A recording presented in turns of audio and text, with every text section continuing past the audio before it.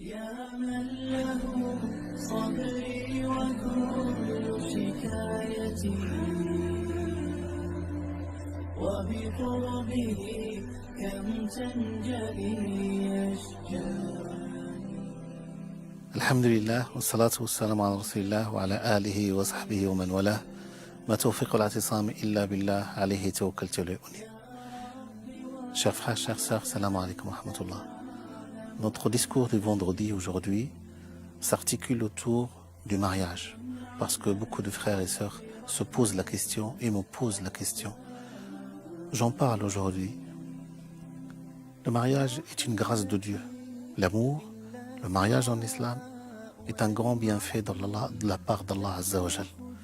Il est très important de concevoir, de bien comprendre que la première partie de l'âme humaine, l'homme, puisse trouver la paix, la sérénité, le bonheur de l'âme à côté de l'autre moitié de l'âme humaine qui est la femme. وَجَعَلَ مِنْهَا زَوْجَهَا لِيَسْكُنَ إِلَيْهَا السَّكِينَةُ, le bonheur de l'âme, la paix intérieure. Dans le Coran, il y a deux concepts qui sont lourds de sens, dont la portée et la signification sont incommensurables. Dieu, quand il parle du mariage, il parle de deux concepts. Le premier concept, al-ifada. Al-ifada, c'est-à-dire, c'est un lien intime entre deux êtres, une complicité amoureuse. Ibn Abbas dit se dévoiler, traduit ce concept par se dévoiler, offrir à l'autre ce qu'on cache aux autres. Et puis le deuxième concept, c'est al-mithaq al-ghalid. Un pacte très fort, un pacte solennel, une forte alliance. Et cette terminologie-là, al-mithaq al-ghalid, celle qui lie un homme à une femme, c'est de même ordre, des mêmes degrés que le pacte qui lie les messagers à Dieu.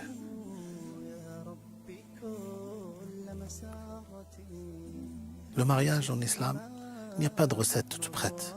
Il ne faut rien idéaliser. L'époux parfait et l'épouse parfaite ne se trouvent que dans les rêves.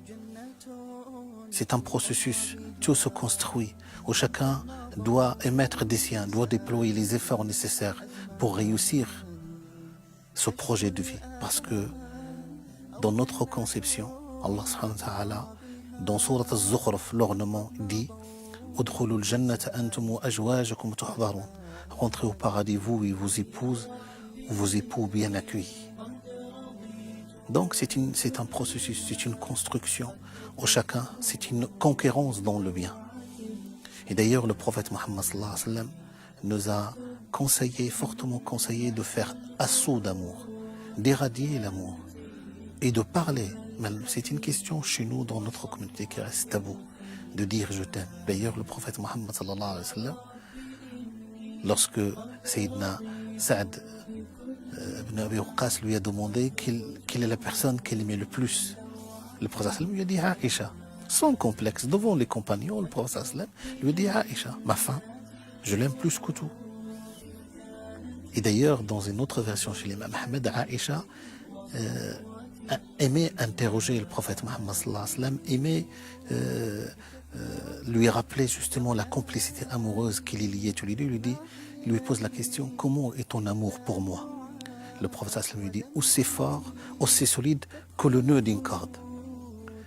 Et de temps en temps, Aïcha lui dit, comment est le nœud? Et le prophète lui dit, il est toujours le même, il est inchangeable, il est inchangé, comme au premier jour.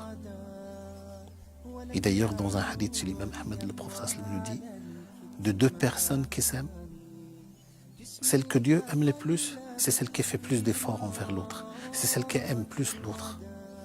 À chaque fois que je me montre généreux, présent, serviable, attentif, prévenant vis-à-vis de mon conjoint ou de ma femme, j'avance en vertu et m'exerce à dépasser l'ego.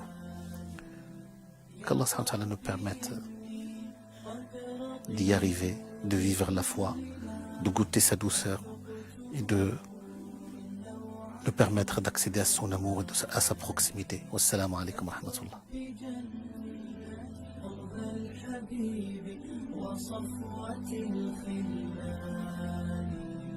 يا رب إني قد رضيت بكل ما قد ذقته من لوعة الحرمان واكتب بجنات الخلود